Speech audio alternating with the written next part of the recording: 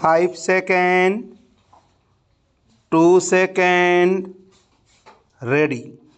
Prominent monopoly houses and FERA companies have done so and are still doing this.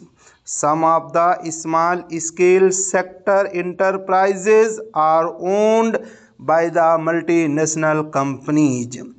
Small scale units are small because of the limited resources of the entrepreneur.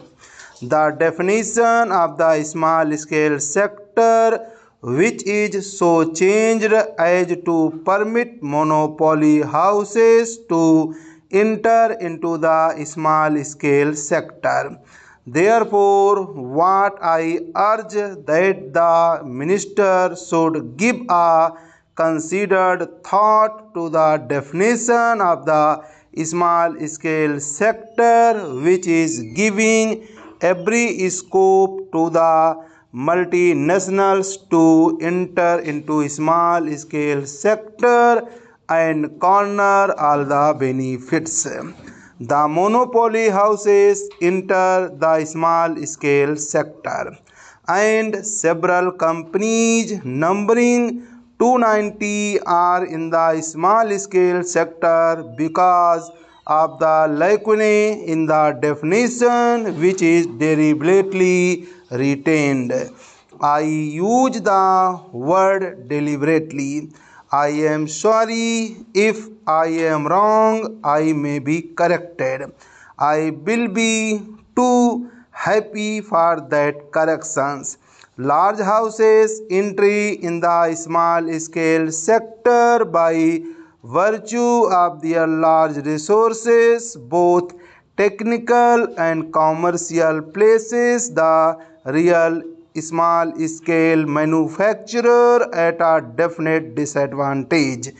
He is eliminated, he is being annihilated, the big shark to eating the small fish.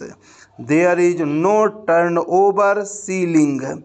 There is no reference to the character of ownership. There is a constant upward revision of investment ceiling. I give a more glaring example of an electronic company, Western for instance. It registered itself as a small scale unit, but the amount is spent on publicity alone must be several times larger than the total investment of most of the small scale units. I will give one more instance of companies which are subsidiaries to big houses. There is a big list available.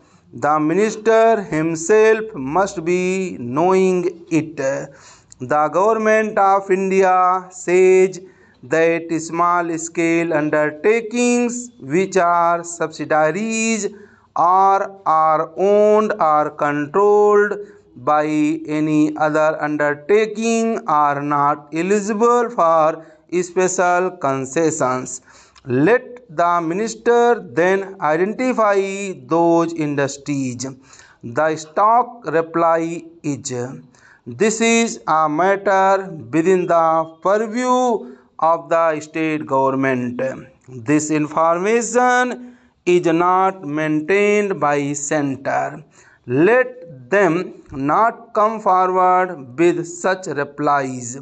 When I put a question, a reply came that the information was not maintained by the center. This was the reply.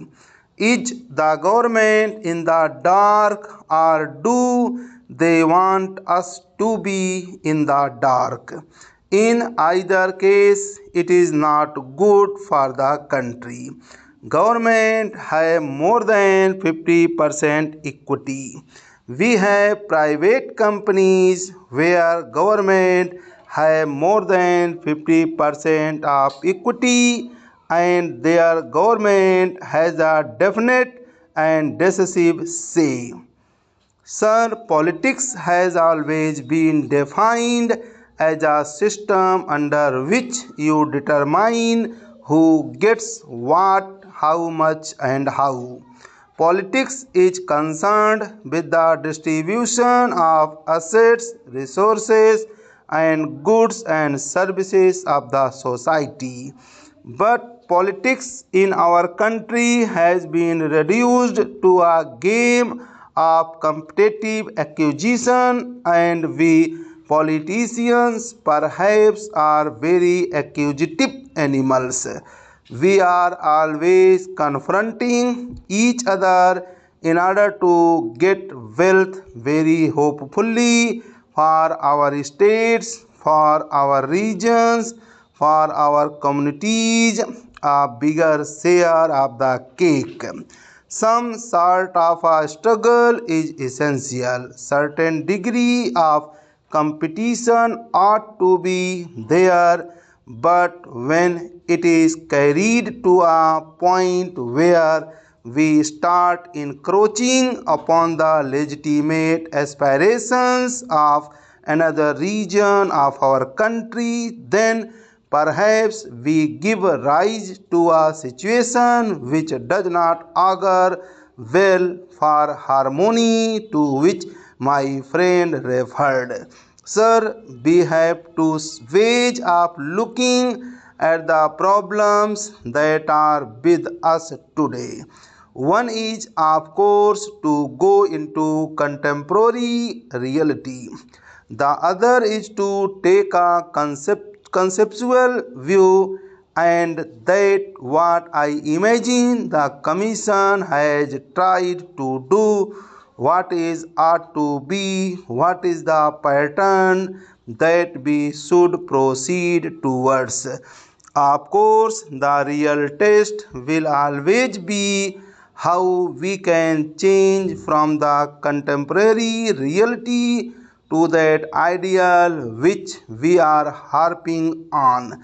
But the tendency that we find today, whether it is the central government or the state governments, the overall tendency over the last 50 years has been that every political party in our country and every political leader has been speaking in terms of decentralization or power, keeping in view that surrender is the ultimate test. But the actual fact, we must admit that the trend has been towards centralization. More and more power and more functions have gone upwards, even from the level of the local bodies or municipalities. The functions that we at one time carried out by panchayats, they have all become concentrated into the hand, what you call bureaucracy, or the district administration, or the state governments. In fact, if I say so, to a large extent, many of those functions have also in effect been concentrated in the hands of the central government. There are ways of doing it. Some are blessed with favors and some are looked at with disfavor, and that creates to mind a situation which I think in the larger national interest we should avoid. So how do we reverse this trend? This is a question to my mind.